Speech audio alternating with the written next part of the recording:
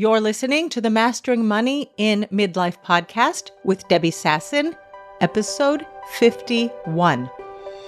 Welcome to Mastering Money in Midlife, a podcast for midlife women in business to overcome financial anxiety and make more money without burning out or sacrificing their families. Join certified life and money coach Debbie Sasson as she shares practical business strategies and mindset shifts that help you dissolve the money blocks that keep you stuck in a cycle of under-earning and under-saving, sabotage the growth of your business, and prevent you from building the wealth that you desire. Hello, my friends. Welcome back to the podcast. I am recording this podcast on the new moon. It is Rosh Chodesh in Hebrew. That is the beginning of the new month of Cheshvan. The last month was full of Jewish holidays. I was very busy with my family, and now I have this long, luxurious time to have a little bit more work-life balance and be in my business. And for many of my listeners who are also Jewish and observant, this works for you too. Since it's a time of new beginnings and renewals, I want to remind you that I am offering a free 4-day training called Money School. The day that this podcast drops, we are already on day 2, but that's fine. You can sign up right now. And even if you cannot join me live, you'll get links to all of the replays. So pause the recording, head on over to my website, debbiesasson.com/money school. That's one word, no hyphens or underscores. debbiesasson.com/money school. Sign up, join me in Money School. It is a free 4-day training.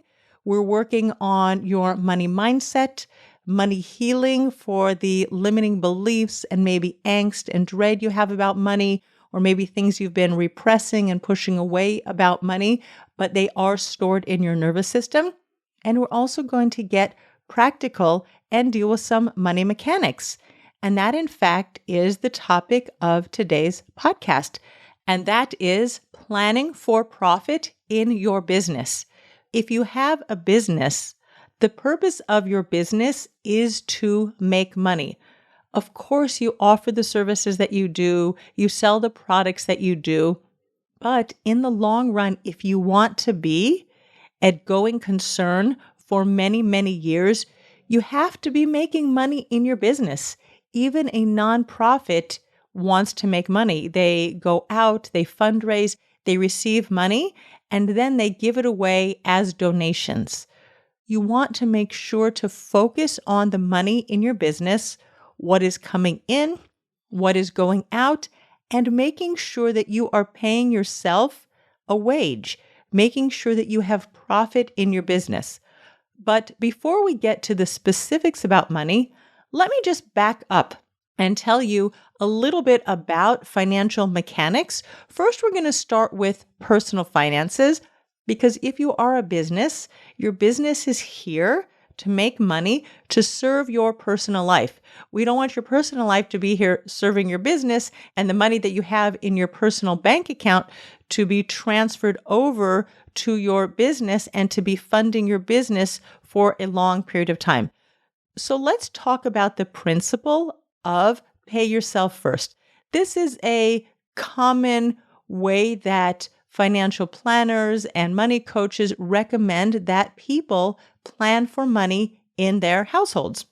What that means is, let's say you have a salary.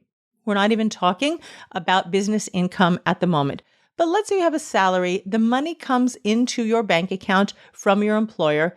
I'm going to use $10,000 throughout the podcast today because it just makes it very simple. The money comes in. In the Jewish tradition, we put aside 10% of our after-tax income for charity, for donations, what we call tzedakah, and that's money that we separate off the top. I don't even consider it that it's my money. So if I were to receive $10,000, $1,000 is automatically set aside for tzedakah. I now have $9,000. Pay yourself first means that from that $9,000, you put money in savings. That savings will be for expenses that I know are going to happen Today, I'm recording this podcast in the fall, but next summer, I might want to take a vacation with my family, or you might have children who you want to send to summer camp. In fact, 2 of my boys went to summer camp this past summer, and I want to make sure that I have money in savings to pay for summer camp. And then, of course, there are always the unexpected expenses that happen. Maybe you'll need a car repair. You'll need to pay for some dental expenses. Your glasses will break. You might have to travel unexpectedly to go visit a family member who is either having a celebration or is maybe needs some medical treatment and you want to be by their side. Life happens. Expenses happen, and we want to make sure that we have money set aside for the unexpected things that always come up. Sometimes we know when those things are coming up, like summer next year, 2023, and sometimes we don't know when those things are going to come up. So we always want to pay ourselves first. In addition, when you pay yourself first, you want to put money aside in your investments for that future you. Those are also expenses that you know are going to come up. At some point in your future, whether it is 65 or 70 or 75, whenever that will be, you might want to either slow down in your work, retire altogether. Whenever that's going to happen, you want to have money set aside that's going to be able to take you through your retirement years, your golden years. We must be putting money aside. And if we continue to push that off for next year, 5 years from now, 10 years from now, thinking, oh, I'm going to get to it sometime, I guarantee you it is never going to happen. So you must pay yourself first, both your current self and your future self. And then whatever is left in your household, that's the money that's going to cover your housing, like mortgage or rent, your electricity, your food, your water, clothing, gifts, transportation, all of the household expenses. But always, always pay yourself first, put money aside, and take care of those things that you know are going to happen in the future. Even if you don't know the exact amount, you want to have that nice financial cushion set aside. So that's what happens in our personal bank accounts and with our household budgeting. Let's take that same model and apply it to your business. And what I'm going to talk to you about today comes from Mike Michalowicz, who wrote the book Profit First. What Mike noticed happens over and over and over again is that the general accounting way of looking at your business wasn't working for so many businesses. The way your accountant or your bookkeeper might be looking at your money is that you have income, you subtract your expenses, and what is left is your profit. And what Mike noticed is that business owners didn't have any profit left at the end of the day because for some reason, the expenses in the business always grew to equal the income. In fact, sometimes expenses even grew above income. And so business owners weren't in profitable businesses. And that's a really tough place to be in over and over and over again. So Mike said, let's take this and flip it on its head. Money comes into your business. You set aside profit first before you even consider your expenses. And once you've set aside profit, now you know how much money you have set aside for the expenses of your business. And you're just going to have to adjust your expenses in order to meet the amount of money that is left in your business account. In fact, what Mike Michalowicz suggested is that you actually have 5 separate bank accounts. And I'm going to say, as a business owner who lives in Israel, it is difficult for me with our financial system to actually have separate business accounts, like that many business accounts, because of our banking system. I use an Excel spreadsheet in order to manage it. I also have accounts in dollars and in shekels, and that can complicate it.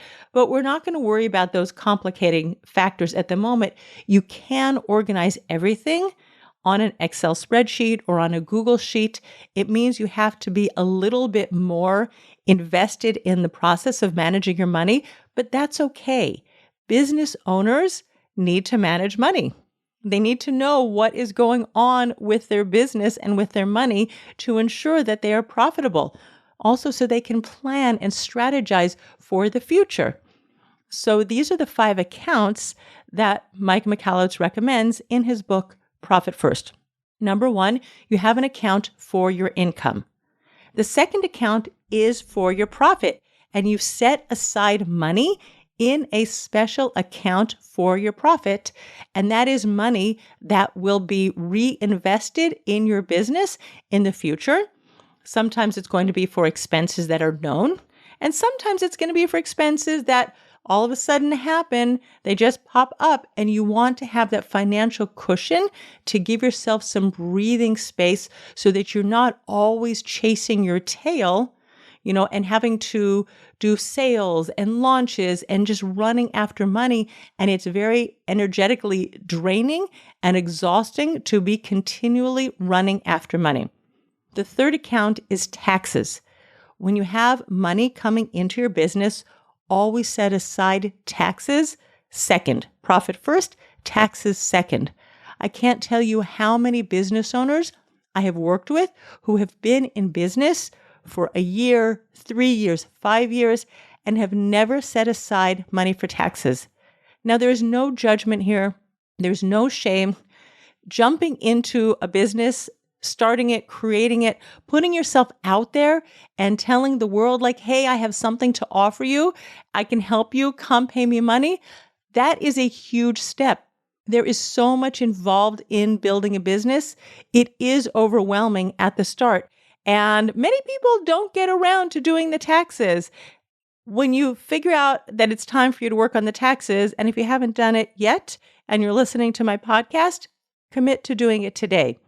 The longer you push it off, the more the fines are going to grow that you're going to get, fined from the tax authorities.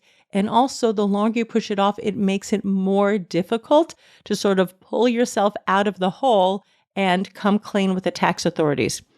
Usually the tax authorities are not going to come after you. They just want you to pay the money that you owe them. Sometimes you might be able to negotiate and ask for a payment plan, or they might even give you a reduction. It could be possible that they would still be open to giving you discounts because of Corona. I don't know. You have to deal with your tax authority in your country and where your business is set up. Nevertheless, taxes are a part of life. Taxes are a part of your business life. Make sure that you have money set aside in a tax account. Okay, so let's just go over this and recap. You have 3 accounts already. Number 1 is your income account. Number 2 is your profit account. Number 3 is your tax account. What are the 2 that are left? Number 4 is your owner's compensation. These are the wages or the salary that you're going to pay yourself as a business owner. And some of the new business owners that I've worked with have said to me, but I don't have profit yet in my business. I can't pay myself a salary. And this is what I recommend. It could be $50 a month. It could be $100 a month. And by the way, this goes for your owner's compensation and for your profit. Start where you are. If you read the book Profit First, which I recommend, and I don't get any affiliated income from this recommendation, so just go do it. Buy the book. Nevertheless, download it. You can find it on Kindle. Start where you are.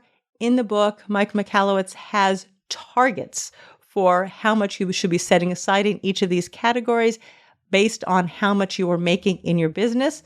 But start where you are and move towards the target a little bit at a time. It's like if you have never exercised before and you decide that you're going to run a marathon, all of a sudden you put on your tennis shoes, you go out of your house and you go running 26 miles. No, you're going to kill yourself, no, figuratively speaking, if you do that. You can't go from 0 to marathon overnight. Similarly, you can't go from setting aside nothing for profit or setting aside nothing for your salary. If you haven't done it before, you can't go from 0 to all of a sudden the specific targets that are recommended in the book. So just start where you are. If you're used to setting aside $1,000 a month for your salary and you want to move the targets a little bit, then start doing it again a little bit at a time. Maybe you'll move from $1,000 to $1,100, but just start making the move. And again, if you know how much money you need in your household budget, that will help you tweak the amount of money that you want to set aside in your owner's compensation in your business account. So we've covered now 4 accounts: income, profit, taxes, owner's compensation. And what is the 5th account? That is your expenses. We all have expenses in our businesses. It could be the podcast, for example, that I'm recording right now. It could be your Zoom account if you're working with Zoom or Canva. Your accountants and your bookkeepers need to get paid. You might be hiring copywriters, website designers, social media managers. You might have assistants, or if you have a large coaching program and you have coaches working under you and you're paying them, you have expenses. You always want to make sure that your expenses are the money that is left over in your business bank account after you have set aside money in all of those other accounts. I want to go back to the question of paying yourself a salary, because I said you want to do it a little bit at a time. And the reason why you want to start where you are today, already setting aside some money, is because it signals to your brain that you are a business owner. Your business has been designed to make you money, and you become the business owner who takes a salary in her business by doing it in baby steps, a little bit at a time. Could be $100 a month, and then $200, and then $500, then $1,000 a month as your business becomes more profitable, and then it could be $2,000 and $5,000 and $10,000 a month. The numbers matter less than the fact that you are creating a new financial identity for yourself as a business owner who earns a salary from her business. And again, whatever is left after you've set aside money for your profit, your taxes, and your owner's compensation, that is the money that you have for your expenses. Now the question comes up. You might say to me, well, Debbie, I'm at the beginning of my business, or even if you're further along in your business, there are things that I want to invest in my business and I don't have the money. I can't pay myself a salary. I can't set money aside in a profit account because I need the money for expenses in my business. And here is where I want to invite you to consider the beautiful benefits of borrowing money, also known as debt. Debt is a beautiful way of borrowing money from your future self, borrowing money from the future income streams in your business in order to acquire something, get something, buy something that you want today. Let's use, for an example, a computer that you want for your business. Maybe you didn't set aside money in your profit account. Your laptop is 10 years old. I had this situation a couple of years ago. I was desperate to get a new laptop because my 10-year-old laptop was so slow. It was painful. And I was probably at the risk of the whole laptop crashing. So I needed to invest in a new laptop. I had money set aside. That wasn't a problem. But let's say you're in a situation where all of a sudden your computer just like blanks on you and it cannot be revived and you need to get a new laptop and you don't have money set aside. It's not a problem. You can borrow money. Your laptop is going to last you for like 3 years, 4 years, maybe 7 years. There's always new laptops and state-of-the-art equipment coming off. But if you took a loan and you paid it off month by month over 3 years or 5 years while you're still using your laptop, you're really investing in an asset that is going to serve you very well during the course of your business. Now, a laptop is not going to help you to grow your income. It's an expense that you have, and it's something that for those of us who have online businesses, and even those of us who don't have online businesses, you pretty much need to be connected to the computer world and the internet these days in order to run your business effectively. But let's say you want to really do something that's going to help you grow your business. For example, you want to invest in a coaching program. And you guys know that I am invested. I'm part of a business mastermind. I also run my own business mastermind, but I invest in my business mastermind every 6 months. It's really important for me because I know that through my investment, I can grow and scale my business. I learn new things. I think more deeply about my business. I really change the way I show up as a business owner. I have a community of peers. I think about myself differently. My self-concept of myself as a business owner, as a money manager, as a coach changes by virtue of being in my business mastermind. I really see my mastermind as an investment in my business. Similarly, if you wanted to invest in a certification program or a mastermind, or you wanted to learn new skills that were going to set you up for future growth in your business, that's an investment in your future. And if you think about it, for example, people who go to law school or medical school and even college, many people cannot pay outright for that education. And they take student loans, they borrow money, and they pay that money back over time. The same thing can happen in your business.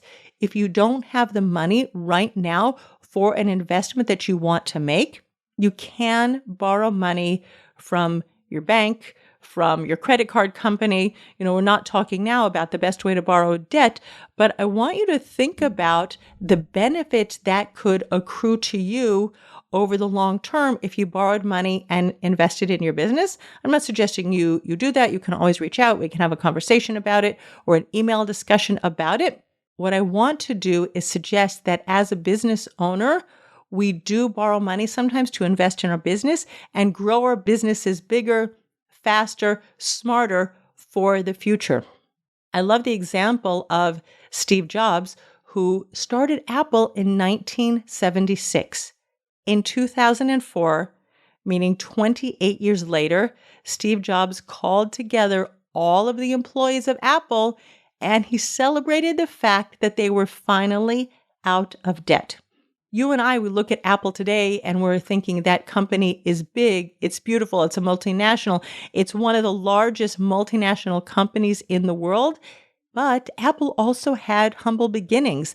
It was a continuous cycle of borrowing money, investing, growing the business, borrowing money, investing and growing the business, and nothing went wrong. The company continued to be profitable, and it took them 28 years to pay back the debt. And here we are, another 18 years later, and Apple is still a beautiful, big, thriving, profitable company. If you choose to take on debt to grow your business, this is where the debt repayment becomes one of the expenses that you have in your business. So when you have income coming into your business, and let's go back and recap those 5 different accounts, money comes in, let's call it $10,000 because I love that example. Let's say, to make our math super duper easy, you put $1,000 in your profit account. I'm going to set aside $3,000 in your tax account.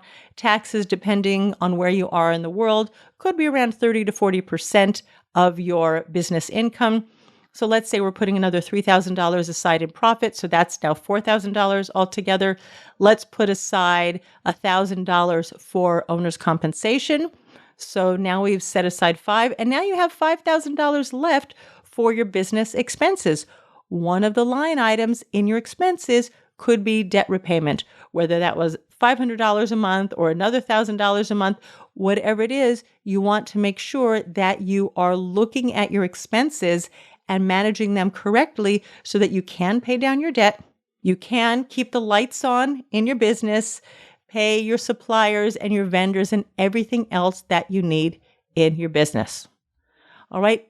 If you have any questions about how to plan for profit in your business, reach out to me and ask me a question. It can get a little bit complicated if you're not a numbers person and this is the area of your business that you just want to push under the carpet or avoid and not deal with until another time. You can reach out to me by email, debbie@debbiesasson.com. We're also going to be talking about this topic during Money School. So I want to remind you to sign up, debbiesasson.com money school.